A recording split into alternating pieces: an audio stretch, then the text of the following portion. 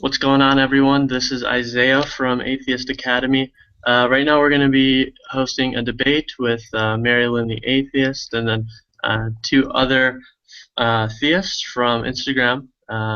So, quickly, I'm just going to go ahead and introduce myself, and then I'm going to let Marilyn introduce herself, and then the others can introduce themselves as well. So, I'm Isaiah from Atheist Academy. A lot of you may know me or follow me potentially. Um, I've been an atheist for about 3 years now, and it's just quickly become one of my passions actually talking about this. So today we're going to be talking about um, is God real? And we're going to be sharing our different viewpoints on that. So without further ado, No. Marilyn, you could go ahead and introduce yourself. All right, hey guys, my name is Marilyn, and you guys might know me from Atheist Teens, Atheist Academy, and Skeptical Generation, and Atheist for America. I've been an atheist for about a year, and I'm really passionate about doing some debates because I think it's really important, and I just enjoy it. John or Jason, you guys can go on. All right, this is John. I run an account on Instagram called Not by Works No One Can Boast. It's a pretty small account, just recently started it, but kind of passionate about it recently as well as the creationism and evolution debate. I've been a Christian since I was 7 or 8 years old, and I'm 16 now.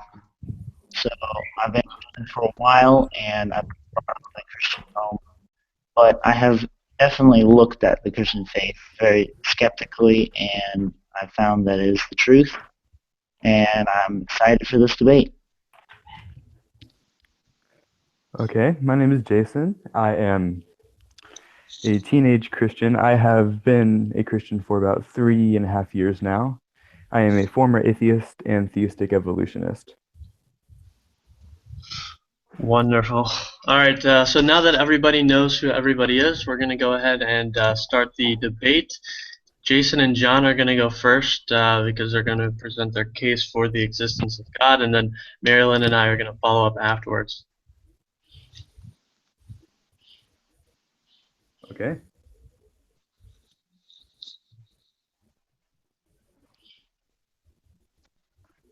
So, are you guys ready? Yes. John? Yes. Let me pull something up. You can go first, Jason, real quick. Okay. First, I would like to start off by quoting perhaps one of my favorite authors and theologians ever, C.S. Lewis. He says, as an atheist, my argument against God is that the universe seems so cruel and unjust. But how had I gotten this idea of cruel and unjust? A man does not crawl a line crooked unless he has some idea of what a straight line is. What was I comparing the universe with when I called it unjust? The common ground here is if you have no such thing as a moral, absolute lawgiver,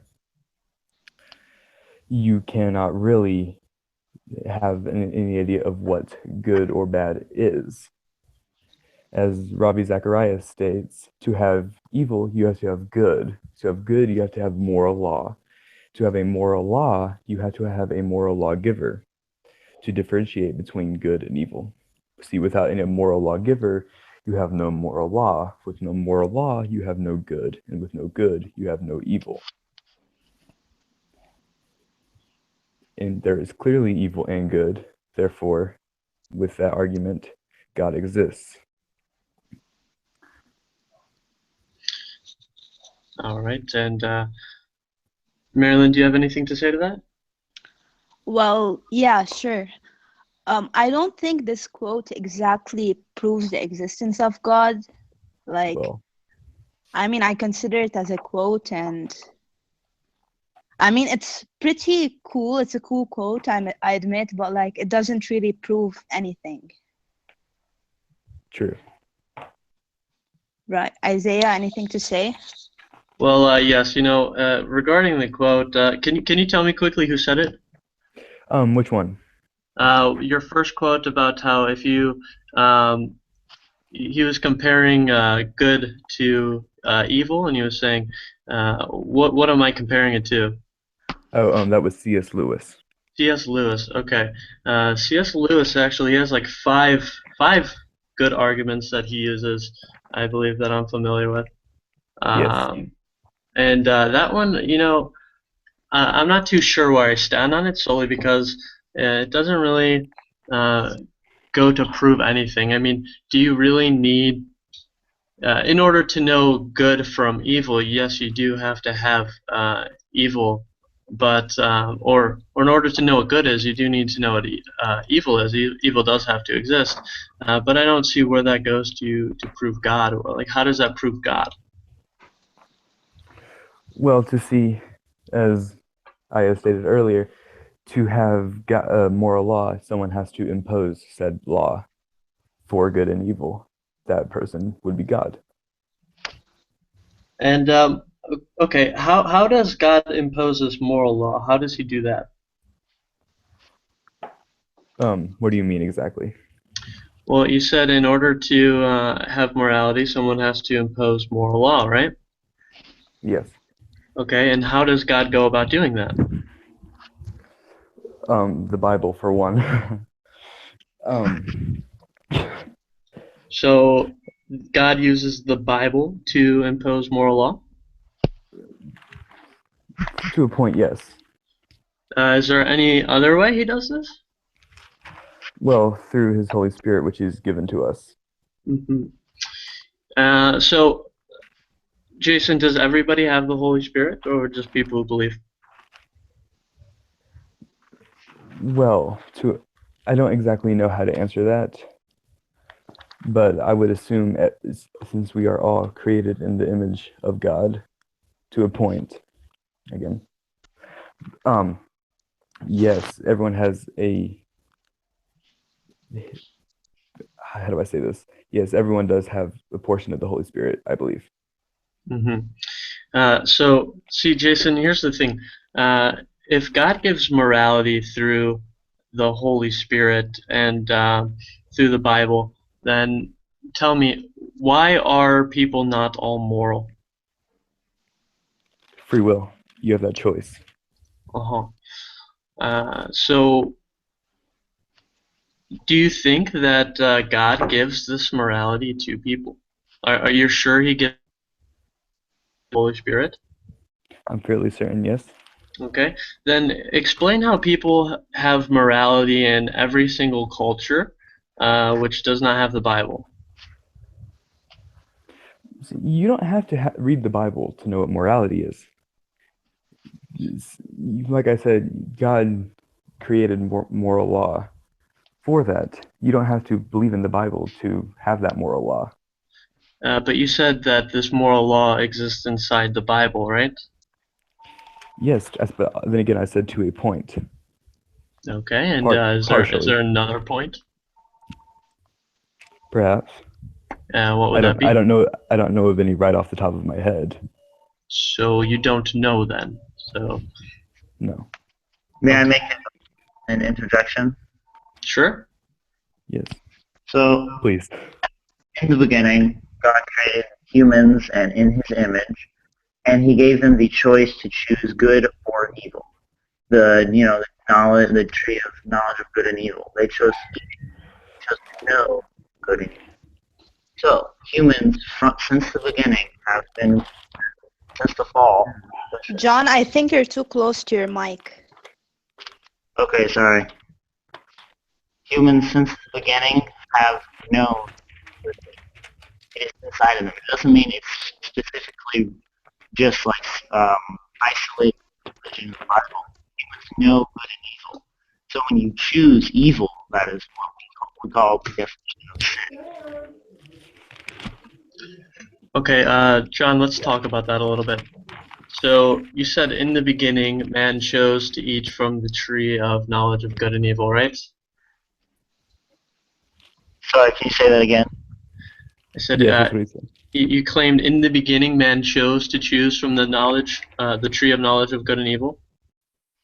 Yes, that was the biblical account in Genesis of the eating of the fruit. That's when humans Okay. chose. chose to know the difference between good and evil. I see. And John, let me ask you, how do you know that humans in the beginning ate from this tree of knowledge of good and evil? Because we know it. It's not just isolated to the Bible. We know like that you cannot to kill another person. We call it the conscience. Is the difference that humans know are programmed, you could say, to know since the fall to know the difference between good and evil. Yes, but I'm saying the actual tree. How do you know that they ate from this actual tree? Of course, it's not scientifically provable since the tree is obviously long gone, but the Bible gives us the account of that, and it offers a good explanation to our conscience and in general why we see sin in the world today. Is conscience knowing the difference between good and evil? I believe so. Uh-huh. It's also part of the Bible. Excuse me? The conscience is part of our soul, as is described in the Bible. And is there any way for you to prove that scientifically? This is a philosophical debate right here, so of course you can't. If you really want to get into that, science cannot prove philosophy. You can you can prove things like, you can test gravity. It's not, that's a theory, not a law. But you can test, like, if I drop this rock, but you cannot test, like, as in metaphysical things such as we're talking about in this debate through science. Well, John, I think you can actually test to see whether or not something has a soul. I think soul is a testable object of reality. And where does that objective morality come from? That is the question. We all know we have it, but is it provable by science? No. Philosophy. Well, John, actually, science does offer explanations for morality, which we could get into. Like, collective ethics in society and stuff, but that's part of science, and that's not provable by philosophy or science. That's just an idea.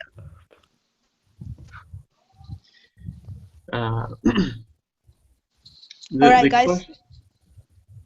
Oh, never mind. Go on. Sorry. Yes. So the question I posed to you in the beginning, which you haven't answered, how do you know that man ate from this tree of knowledge of good and evil? Like I said before, you cannot scientifically prove that there was an actual tree, but through the Bible and what we have been told through the Bible, if you believe the Bible to be true, that is the truth. Then we have to go about proving the Bible through science and archaeology, blah, blah, blah. But it comes down to faith, and that's why we do not call the whole Genesis account as an eating of the tree as science. Okay, so if I don't believe the Bible to be true, then what? Then how do I know? Ask the question, why? Ask the question, why? Why do you not believe the Bible to be the truth? Well, so far there's been no evidence to confirm that the Bible is true.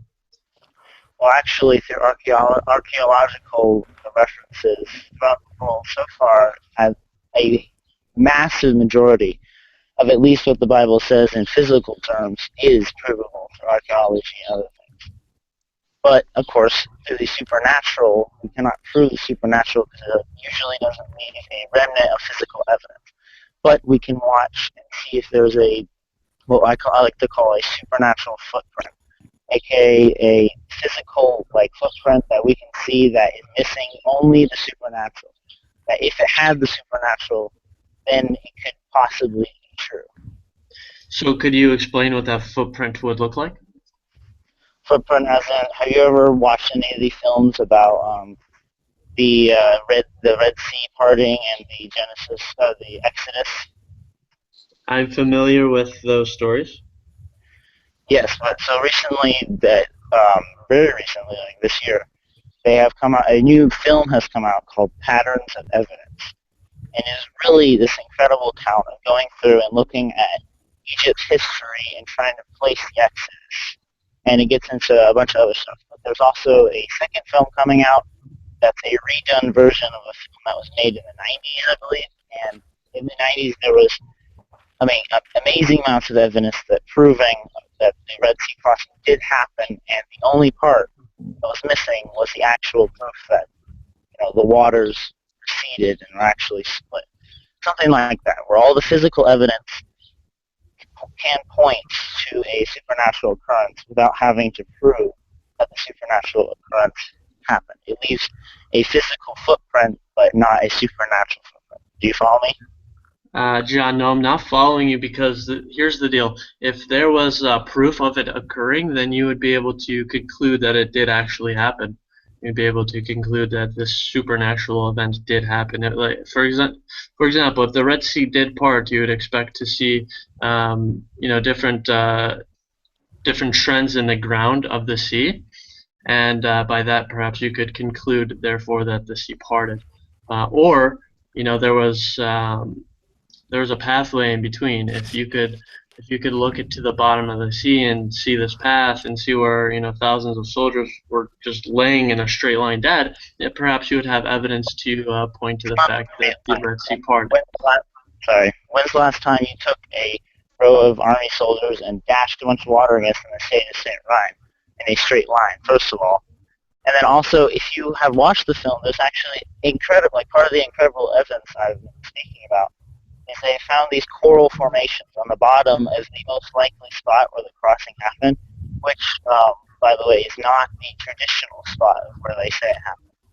And they actually found coral structures that look like could easily be, honestly, chariot wheels that have been overgrown with coral, and then the chariot wheels rotted away. I mean, you can look it up if you have a computer near you right now.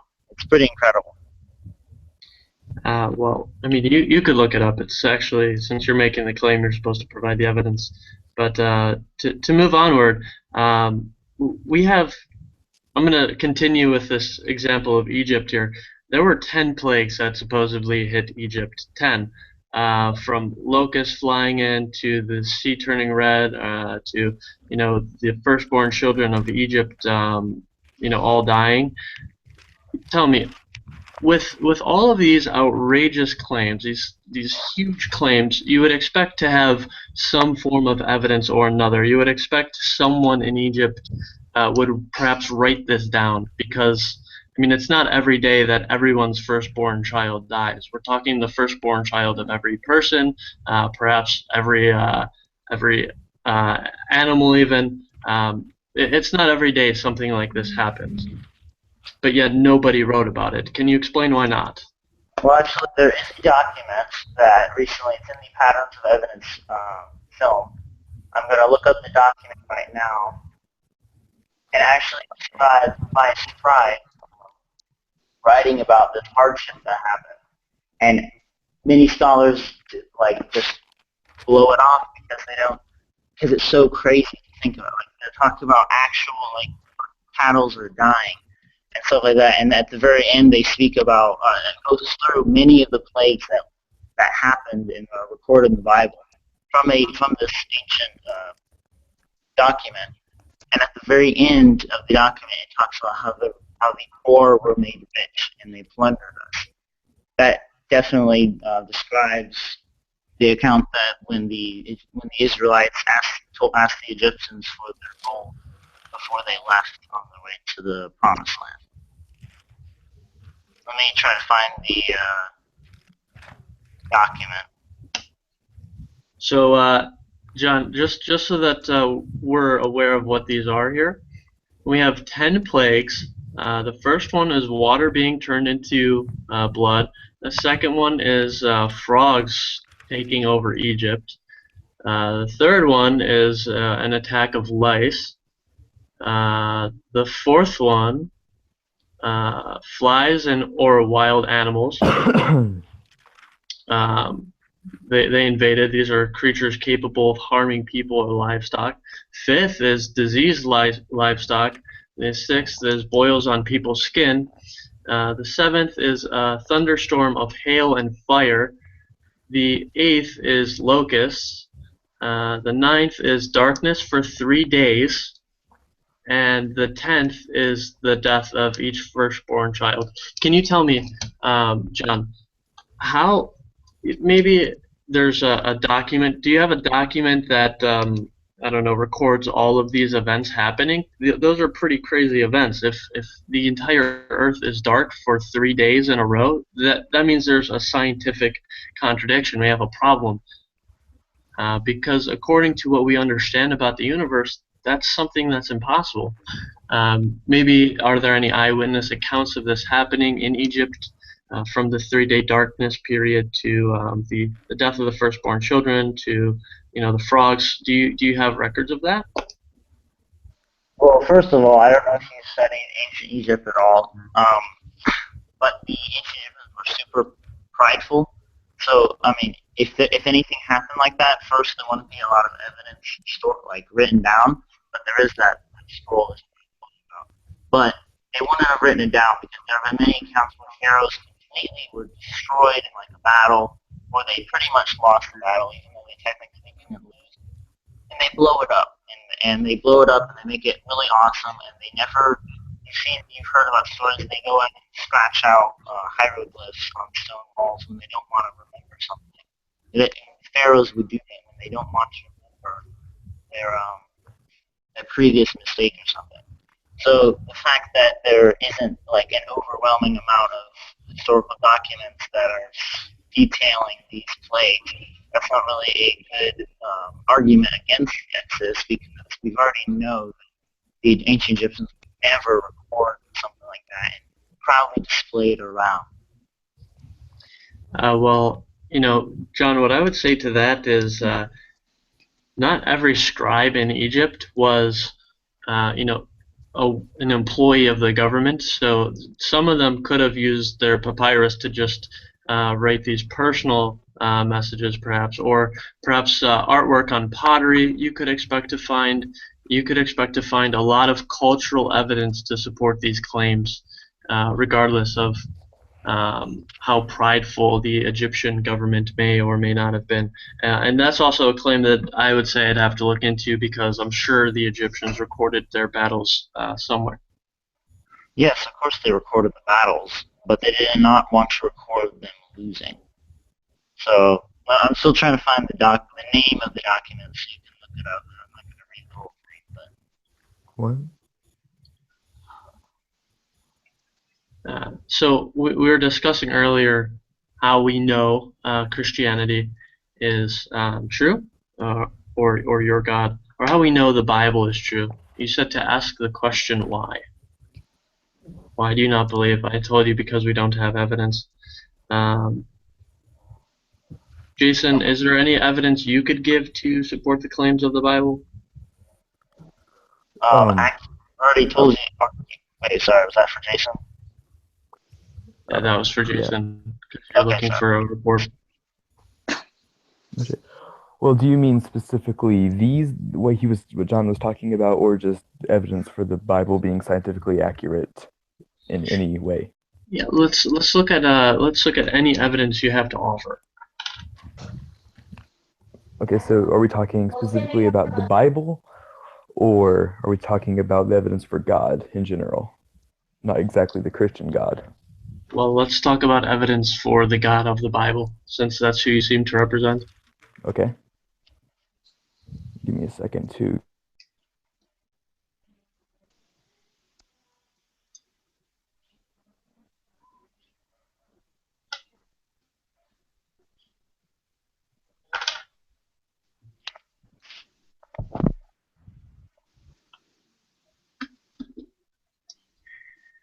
Marilyn, how are you doing over there? I'm good, just waiting for my turn. I know you're getting ready. Yeah.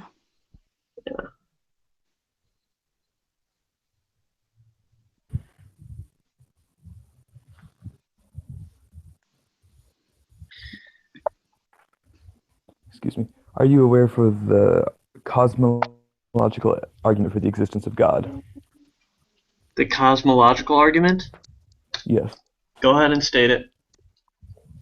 In philosophy, the cosmological argument for the existence of God says that all things that begin to exist must have a cause of their beginning to exist. The universe began to exist, therefore the universe was caused to exist, but by interference of God. Okay. Jason, is that the argument that you're going to stick with for the existence of God? I have multiple ones, but I guess if I have to stick to one, that would be it. Oh, okay.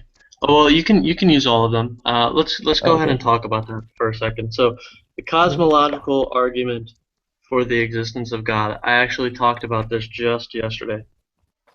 Interesting. So the cosmological argument states that essentially anything that's brought into creation has to have a creator. Am I correct? Correct. Okay.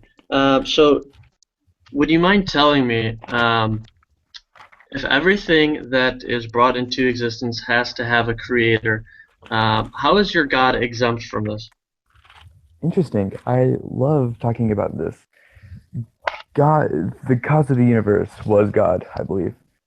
But the cause of God was nothing. He is an uncaused cause, is what have you. God exists out of matter, space, and time. He is a non-created being, eternal in everything. And how do you know this? It's the only logical answer to a God. And are you pulling this out of your head, or where are you getting this information from? I'm just multiple sources. I don't have them with me, but it's just things I've heard over the years. Okay. So you're saying the only logical explanation is that this God exists outside of space and time, right? Yes. So Not how bound by did the laws of physics. okay. Um, First of all, I would like to discuss like any evidence you have to prove this. But before we do that, I would also like to just talk about how much sense that doesn't make. Because if you exist outside of time and space, and the universe doesn't exist yet, I would simply like to know where did God make the universe if there was no space for him to do it in the first place?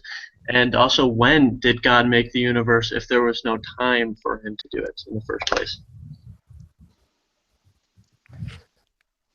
Well, are you asking me from a theological or a scientific viewpoint? Let's do both. Okay. Well, the Bible states that God is not bound by the law. He is not bound by time. A day for him is like 1,000 years, and 1,000 years is a day. He didn't have to exist when, and he doesn't have to exist where. He is outside of our universe, per se. But Jason, if God exists outside of time, then there can be no change in events if there's no time. Is that correct? God is unchanging, yes. Okay, so if there can be no change in events, if there's no time, then how did God decide to just make the universe? I do not know. Mm-hmm. You are So, looking at this question from a human logical standpoint. If a finite being is trying to understand an infinite being, it's logically impossible. Using reason, we can know that our minds cannot comprehend anything that is infinite, because we obviously are not. So this is a very philosophical discussion. I don't know why this is being called science at all. If we're saying how can we scientifically prove God by asking stuff, questions like this, which are obviously philosophical. well, I'm simply wondering how God is able to do all of these things with no time on his hands. That doesn't seem to make sense to me. And how did nothing have all the time and everything to make the universe and the Big Bang? And then I think your answer would be, we don't know. And I don't think anybody simply have an answer. An internal God. Well, you see, that's the thing, John. I really don't know what caused the universe. I think there's a lot of questions that we still have yet to answer. but just because I don't know what happened before the universe was made, actually, like I was saying earlier, asking that question, what happened before the universe was made, it doesn't make any sense because there was no time. Time didn't exist, and therefore nothing could have happened before the universe was made. The cause of the universe, we have to look into that more. We have to research more. But just because we don't know what happened does not mean that we should say that there's some magical being in the sky who is timeless and spaceless and did all of this, especially if we don't have any evidence to suggest that other than the fact that we don't know what happened before. So first, you say we have no Man, personally, I believe we can see that through creation and through human cells. We'll get into that later, possibly. But then John, also, your microphone is breaking up. sorry, you're asking us that very question that you say is nonsensical to ask. So why should we be able to answer it any better than you should? Well, I already told you. I told you this is something that we just don't know. We don't know this yet. I'm asking you why you're making an assumption based on a lack of evidence. You're assuming that there has to be a God solely because you don't understand how the universe got here without one. And then you're saying that in order for this to make sense to you, say God is timeless and God is spaceless. He doesn't need any of that. But what grounds do you have to believe this? What is your evidence for believing this? What is your proof? What is your reason for believing this? Of course, this is our faith and that what we can see in creation. And also, what do you believe? You believe that it just happened, and you believe that you make an assumption that it happened by itself and that there cannot be a God. So that's why atheism and Christianity are, thinking of it logically, are close to being religions that have assumptions about how we got here or how we didn't get here or whatever. That we have no proof. You have no proof against God, and I have no proof for God. So we're at the same crossroads, and yet you say you have an answer when you actually have none. Many people say that Christianity is stupid because we try to explain the universe with God, and atheism explains the universe that there is no God. Both assumptions that need proving. Well, actually, I would like to say something on that. First of all, you said that your grounds for believing what we were discussing previously, God existing outside of space and time. You said that your grounds for believing that is faith in His creation, right? Would you like to define what faith is to you? Faith is believing in the unseen. Like when you see a watch in the middle of the forest, I'm sure you've heard this analogy. You see a watch in the middle of the forest. You don't see the creator of the watch. You don't see anything, many times not any evidence on the watch of who created it. But you know, looking at how it's created and how it's formed, that and how it got there, obviously, logically conclude that someone had to create it. And if you want to go into how, we're getting into a more scientific, but everything, it had to have a beginning from some sort of intelligent design. And I refer you to the work of Dr. Stephen Myers. He has amazing research on the cell and how it declares intelligent design. may I add one thing? Go ahead.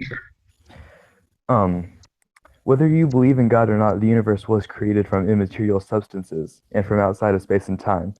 Theists and atheists both agree on this, correct?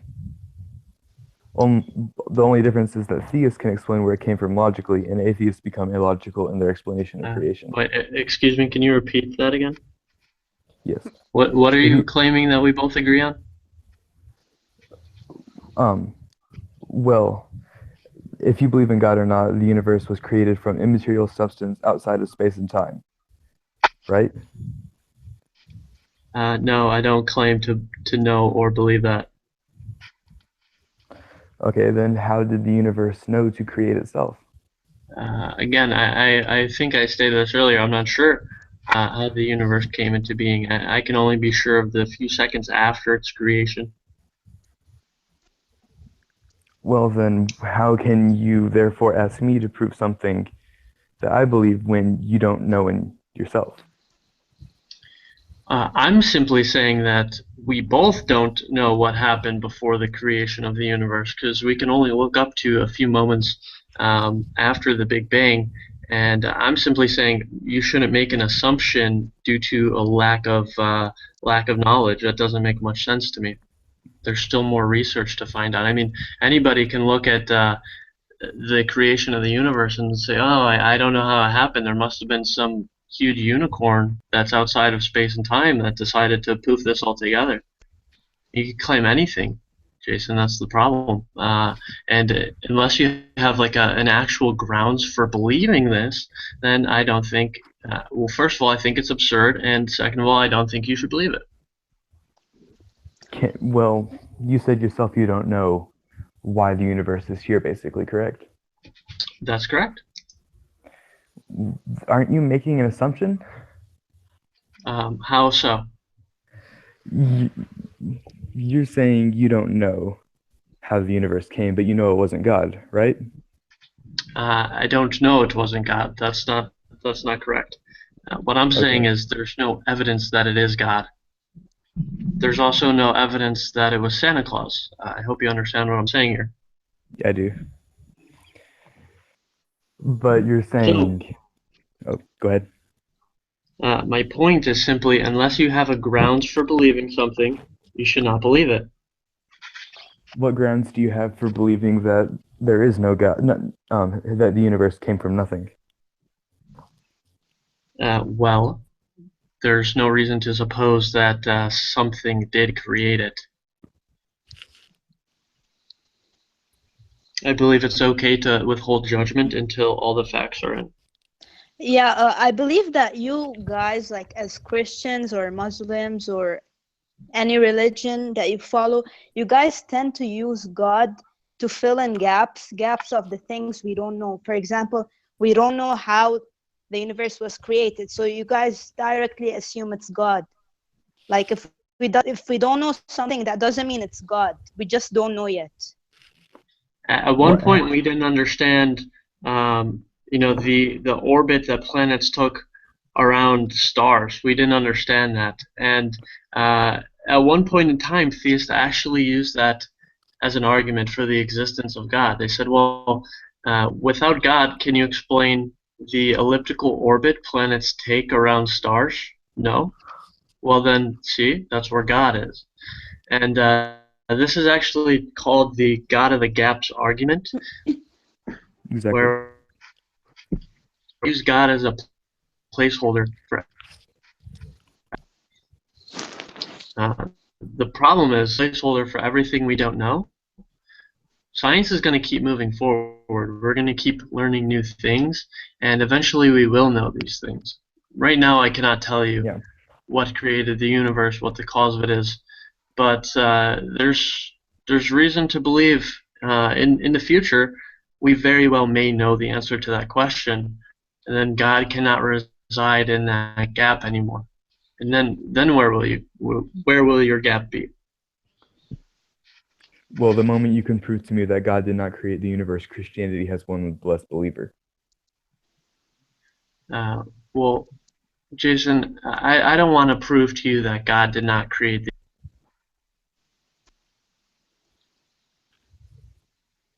Yes? Isaiah, you there?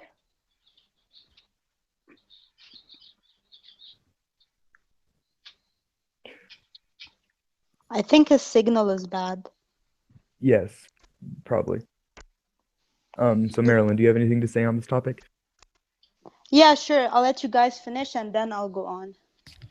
Okay.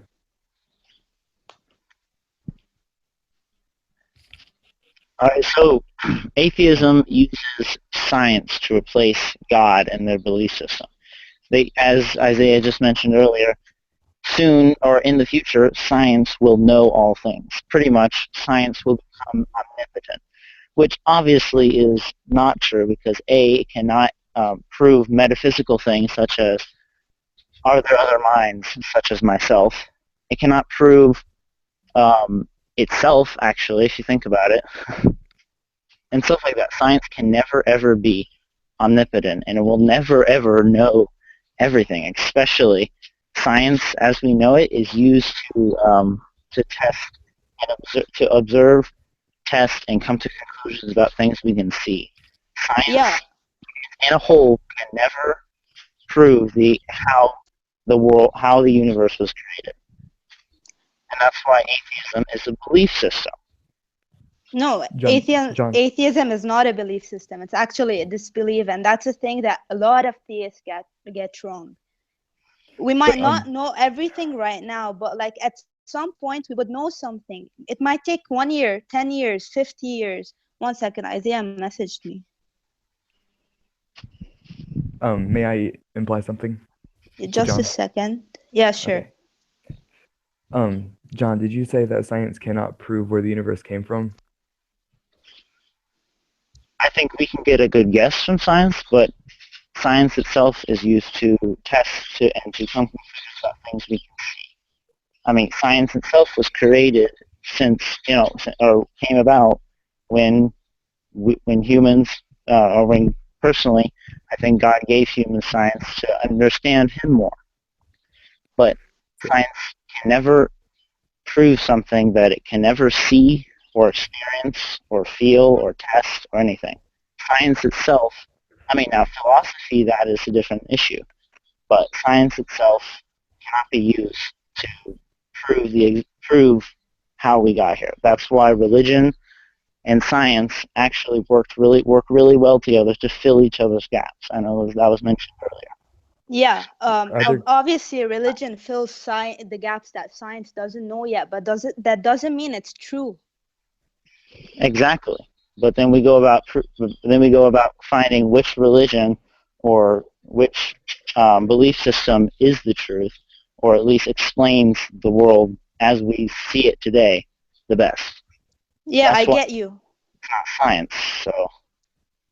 According to you, your Christian God is the right God. According to Muslims, their God is the right God. So like, it's not like there's one God. There are thousands of God. And what makes you think that your God is the real God? Well, you have to look at also proving the Bible, which tells us that God is real, and God of the Bible obviously is the one that we will surely have to prove. If you prove the Bible, I'm sorry, I couldn't hear you well. Can you repeat that? Sorry. The Bible is where we get our basis from, obviously, the biblical God, or God as we understand Him. And so far, I haven't seen any evidence from any other religion that actually proves anything, especially because we know that there was at least a Jesus of Nazareth walking around on the earth. And we know the only piece that's missing, we obviously cannot prove through science, obviously, is supernatural. That's why it's a faith. So I haven't. If you start giving me evidence that other religions are actually explaining stuff and actually have truth to them, and any type of archaeological evidence, then yes. But so far, I haven't seen any. All right, as an atheist, obviously my job isn't to do that. But yeah, sure, Jesus might have existed, but there's So no did Muhammad. proof that, yeah, exactly. So, but there's no proof that he was the Jesus that the Bible tells us about. Maybe he was the normal human being, just like you and I are. You know what I mean? Yes. Yes. When we look at Isaiah, we look at The book, not the person. about him. And I know, we obviously cannot prove that he fulfilled all these prophecies, but many archaeological evidence have at least set a physical footprint that allows for a biblical, supernatural explanation for things to be in place. That's Can you tell me more about these stuff? Yes. So I mentioned the patterns of evidence from the Exodus and stuff. That's a big one. People have scoffed the Bible in earlier days,